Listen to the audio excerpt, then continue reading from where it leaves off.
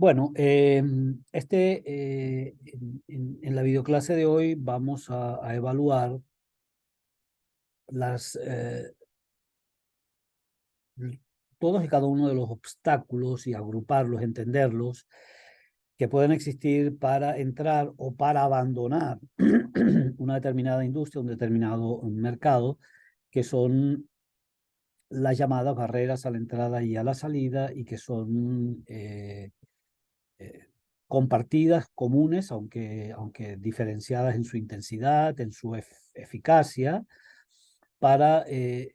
las distintas estructuras de mercado que se caracterizan por no ser de libre entrada y salida, es decir, cualquier estructura de mercado distinta a la competencia perfecta y a la competencia pura, donde no hay, digamos, mayores impedimentos a que abra la Santa María o baje la Santa María las firmas en función, digamos, de sus cálculos de optimización. Hay una larga tradición y también una larga discusión. Recientemente acabo de leer un pequeño paper del American Economics Association Proceedings sobre distintas definiciones de barreras a la entrada, y hay 11 o 12, algunas que compiten entre sí, otras que se, que se complementan, pero digamos las clásicas, las tradicionales, eh, pertenecen, digamos, a Bain. En los materiales tienen las referencias bibliográficas y a George Stigler, y una, digamos, es mucho más genérica que la otra. Se define simplemente Bain una barrera a la entrada como cualquier tipo de impedimento, obstáculo que dificulta la libre entrada de nuevos competidores en un determinado mercado y proporciona ventajas competitivas a las empresas que ya se encuentran operando, a las incumbentes en el sector, en tanto que bloquea o al menos hace costoso, eh, friccionado la entrada de nuevos concurrentes. Eh, apaguen, por favor, apaguen los micrófonos. Ok. Em, Más tarde, Stigler, perdón, Universidad de Chicago, define las barreras a la entrada como costos adicionales que tienen que sufragar para determinados, por supuesto, espacios de producción, que tienen que sufragar las empresas que intentan penetrar, intentan concurrir a un determinado mercado, y esos costos ya han sido pagados en el pasado o no han sido pagados y simplemente no los experimentan las empresas que ya se encuentran operando en el sector, de manera tal que de entrada hay un diferencial, digamos, de esfuerzos financieros, de esfuerzos de costos, eh, que hace, que hace ventajoso el operar en ese sector, en ese mercado, a una determinada firma, en tanto que dificulta, vuelve carrasposo otra vez la entrada de nuevos competidores, por el hecho efectivamente que tienen que asumir gastos que ya han sido cubiertos, pagados y amortizados por parte de las empresas que se encuentran operando en ese sector. Quiero, y debería estar aquí como un tip más, aclarar que las barreras en general son barreras a la concurrencia, son impedimentos, son dificultades que se les coloca en la carrera competitiva, y que pueden ser dificultades que provienen precisamente del inflow, del flujo, del recorrido, del tráfico de entrada, pero también del tráfico de salida. Y en la medida en que eso sea percibido por el inversionista, por la firma potencialmente concurrente en ese sector, ese puede ser ya un elemento que disuada a la entrada, porque cualquier fracaso comercial, cualquier fracaso, digamos, en el esfuerzo de entrar en ese mercado, va a originar unas pérdidas por costos hundidos, por gastos que no pueden ser recuperados, eh, y que, digamos, pueden efectivamente convencer a la firma de que no puede efectuar ese gasto o, digamos, definitivamente convencerla de que no entre en ese sector. Voy a colocar un solo ejemplo de un caso profundamente cercano a nosotros, desde el mercado bancario venezolano, y que tiene que ver con toda la transformación que ha tenido la industria a nivel global, pero desde luego también en Venezuela, desde una industria construida a partir de la presencia física, a partir de la existencia de una red de agencias bancarias, de atención al público, de cajeros automáticos, de oficinas muy diseminadas geográficamente, y en el casco urbano a un modelo que no es de lo que esa se llama la banca de brick and mortars, la banca de cemento, de ladrillos y cemento, es decir, de presencia física, la banca, la banca de actividad espacial versus la banca digital, que hoy en día es un modelo absolutamente masificado, es un modelo al cual ha migrado toda la industria financiera internacional, o la industria bancaria internacional, y también, desde luego, la local. Entonces, a ver, por supuesto que tener presencia, presencia profunda y completa en determinado espacio es costoso en términos en términos de los gastos que tienes que realizar para la construcción y habilitación de los espacios, de los locales de operación de la agencia bancaria, los temas de seguridad, bóveda, instalaciones especiales, vigilancia, localización o georreferenciación, de manera de estar en la mejor localización posible, tanto desde el punto de vista de los clientes, de los flujos de personas o de empresas, como a su vez de lo que están haciendo los peers,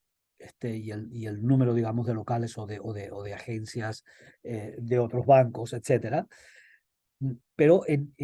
seguramente, y más en nuestra geografía, eh, la los gastos asociados a la apertura de nuevas oficinas y a la ampliación de la presencia espacial, física, de la institución bancaria, tiene mucho más que ver con lo costoso que es no solamente instalarla, sino desinstalarla. Es decir, seguramente en la contabilidad y en el esfuerzo que tiene que hacerse desde la planificación del negocio y desde las unidades que analizan y deciden la red de oficina, la red bancaria, prevalece el criterio de que es muy difícil, tanto desde el punto de vista regulatorio como estrictamente económico, cerrar una agencia. La superintendencia de bancos es muy refractaria a que se abandonen, digamos, espacios físicos, a que las instituciones reordenen, racionalicen, recorten la red. Hay razones, digamos, de convencimiento ideológico y de razonamiento económico para ello, pero dificulta muchísimo y no autoriza, sino de manera muy digamos, muy esporádica, el cierre de oficinas. Entonces, eso, el obligarte, el hacer que sea un movimiento irrevocable, o por lo menos de difícil reversión, hace que también sea pues muy pensado y represente realmente un obstáculo para la ampliación de la red de oficinas, es justamente el hecho de que es la salida y el reescalamiento hacia la baja, el downsizing de la red de oficinas es muy costoso. Y entre otras cosas porque simplemente, incluso a pesar de que, incluso siendo autorizado por, por el supervisor bancario, bueno, un local acomodado, hay un conjunto de gastos para la operación de una red de oficinas que son irrecuperables. ¿A quién le interesa tener una bóveda de un determinado tamaño si no vas a hacer una agencia bancaria, sino, no sé, un negocio de electrodomésticos? No necesitas eso, o no necesitas reforzar los vidrios de tal manera, o etcétera. O no necesitas tener un estacionamiento de un tamaño como el que tienes. eh, entonces, digamos, hay en muchos sectores, en muchas industrias y por razones tecnológicas, por razones del tipo de costos que implica la operación, pueden ser más importantes incluso las barreras a la salida que las barreras a la entrada. ¿Qué tipo de barreras normalmente existen? Básicamente, podemos clasificarlas bajo dos prismas. Eh, una desde el punto de vista de las razones por las cuales se generan esas barreras y una segunda vista, y eso, digamos, nos hace dividir las barreras en barreras que llamamos estatutarias, otra vez para pensar en el monopolio estatutario o artificial versus las económicas. Y la otra vista al tema de barreras o a la definición e identificación del tipo de barreras son aquellas que se denominan estratégicas y no estratégicas, es decir, aquellas barreras que están por diseño, que están construidas a partir del esfuerzo de la firma de implicarse, de comprometerse en impedir la entrada de nuevos incumbentes versus aquellas que no hace falta ni siquiera diseñarlas porque ya por razones tecnológicas o de otra naturaleza, que ya veremos, simplemente se dan de manera espontánea, de manera natural, casi que inintencionadamente. De ahí a veces el calificativo de barreras que son inocentes, que no son intencionadas o, o dicho de otra manera, malintencionadas, es decir, con toda la intención diseñadas para bloquear. Entonces, veamos estas. Veamos, digamos, la primera clasificación. Eh, digamos, hay sectores que no son porosos, que no son pasibles de operar con un número flexible y libre de entrada o de salida de firmas, básicamente por razones que no tienen que ver con causas de naturaleza económica o financiera, sino que tienen que ver con decisiones del policymaker, de decisiones del regulador, decisiones legales o amparadas, digamos, por el sistema judicial, por el sistema normativo, o son decisiones típicamente de naturaleza política. Y esas, pues, son aquellas que dan origen, digamos, al monopolio artificial y a otras restricciones al libre acceso a determinados mercados. Estamos hablando, bueno, de permisos de operación, de licencias, por ejemplo, la bancaria, de nuevo, utilizando un caso que conozco bastante de cerca. Es decir, cualquiera que quiera fundar un banco, organizar, digamos, una institución financiera, no está autorizado a hacerlo. Y es un largo proceso, son requerimientos patrimoniales, son requerimientos de solvencia moral, de capacidad técnica, de garantías que tienes y de pasos que seguir frente al regulador y al supervisor, es decir, frente a la superintendencia de bancos, frente al Banco Central del país, para poder efectuar la apertura de una institución financiera. Entonces hay, digamos, unas barreras a la entrada que derivan simplemente del contexto legal. ¿Okay? Si yo quiero, digamos, producir, whatever, querosén, gasolina, explotar, digamos, algún eslabón de la cadena de los hidrocarburos, bueno, pues simplemente yo tengo que acceder, digamos, a la extracción o garantizarme la venta del producto, lo cual, por supuesto, depende muy estrechamente de la concesión, licencia, etcétera, del aparato legal que en la industria de los hidrocarburos existe. O otras derivan pues simplemente de la defensa, de la protección a los derechos intelectuales, a la propiedad intelectual, vía, digamos, patentes, o otras por razones geopolíticas, de seguridad nacional, etcétera. Son actividades que son reservadas exclusivamente a empresas de naturaleza pública. Entonces, todo ello, pues, al final del día, no tiene un sustrato económico, tiene un sustrato legal e institucional que hace que éstas sean bien distintas en su naturaleza, en su constitución y en su levantamiento a aquellas que derivan simplemente de ventajas competitivas que llamamos naturales o no estatutarias o vinculadas básicamente a factores económicos. Me estoy trayendo digamos, del área de International Trade, un ejemplo. Una industria puede competir ventajosamente con las importaciones, con firmas extranjeras, o puede concurrir a mercados internacionales de manera exitosa por razones, en algunos casos estatutarias, o por razones estrictamente económicas. Entonces, bueno, yo puedo competir, digamos, contra lo que sea, contra la importación de vehículos cuando era así, digamos, en otro contexto de política comercial en Venezuela, o contra determinados productos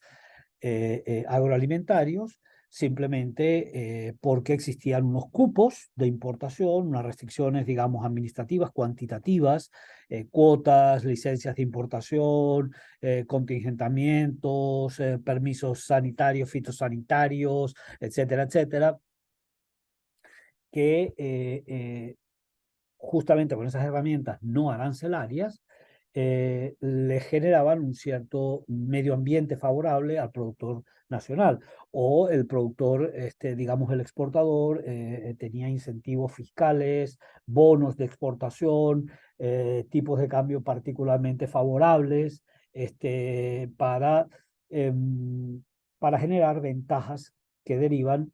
no de la propia espalda, del propio músculo en términos de costos y de eficiencia de la empresa, sino de ambientes privilegiados por parte de las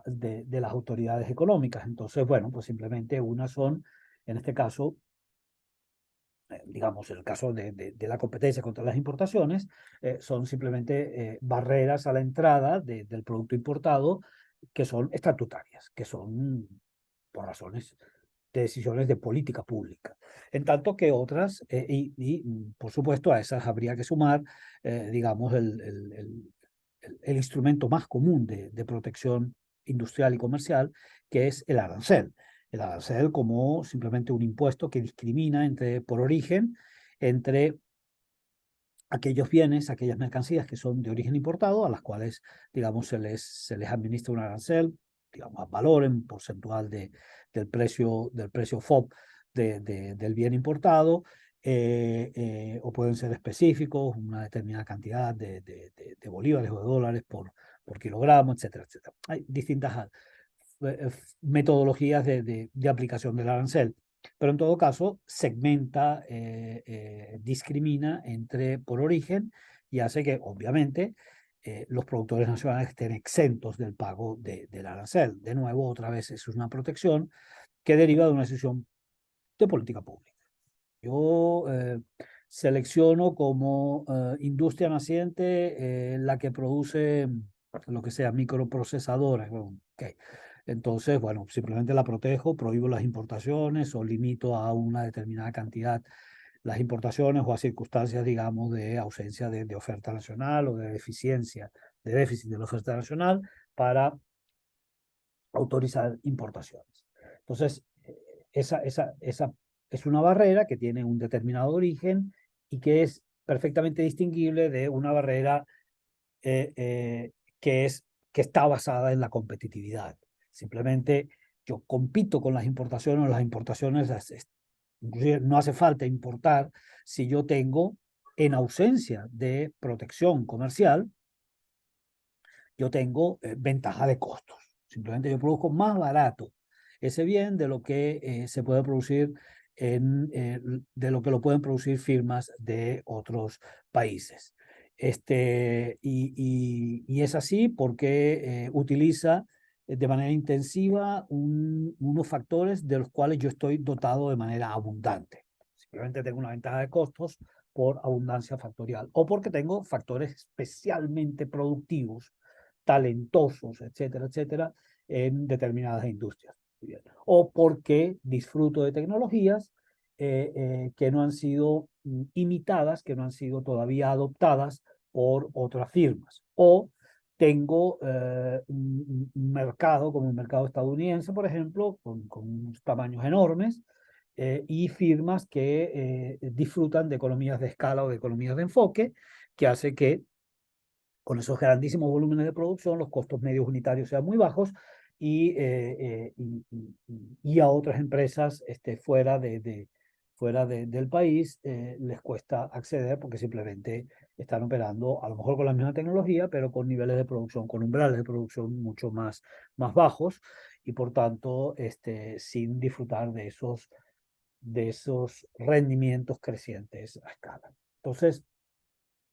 digamos, en un caso la barrera obedece a decisiones que competen, digamos, a los estados, a los hacedores de política económica, de políticas públicas, especialmente de política comercial e industrial, versus barreras que derivan, pues simplemente de la mayor competitividad, de la mayor eficiencia que puede disfrutar una determinada firma. Eh, en contraste con las barreras estatutarias, se encuentran, digamos, las barreras económicas o derivadas, digamos, de elementos que tienen que ver básicamente con la estructura de costos, con las estrategias, desde luego también con las estructuras de mercado, eh, eh, o con la naturaleza de los costos que tienen que asumirse. Y, digamos, en la literatura se reconocen como cuatro grandes grupos, cuatro grandes eh, vectores de causación de obstáculos, de impedimentos a la entrada, a la libre entrada de empresas a una industria. Uno, las llamadas ventajas absolutas de costos, simplemente yo no puedo entrar a un determinado sector, no porque nadie me coloque una barrera, me coloque un peaje, simplemente porque es que los que están produciendo producen con costos a los cuales yo no accedo. Simplemente son costos mucho más bajos que impiden que, dados los precios a los cuales con esos costos bajos pueden fijar su mercado, su participación de mercado, yo simplemente no le llego. Afirma que no disfruto de las tecnologías eficientes o más eficientes que disfrutan mis potenciales peers. No dispongo de factores productivos de la calidad a la cual acceden mis rivales. eh, no tengo el tiempo suficiente en el sector, o no tengo ninguna actividad, ninguna experiencia en el sector, como para capturar todo lo que han aprendido los propietarios factoriales de las firmas de ese sector, que son, digamos, esas llamadas, aquí definidas como economías de aprendizaje, básicamente procesos típicamente donde los costos son decrecientes, pero vinculados al stock acumulado de producción, las llamadas procesos llamados aprender haciendo, learn by doing, que son, digamos, eh, son fruto de mejoras en la eficiencia gracias a que he producido muchas unidades, he acumulado una experiencia, un entrenamiento, una capacitación in situ que me permite cada vez producir de manera más eficiente un determinado producto.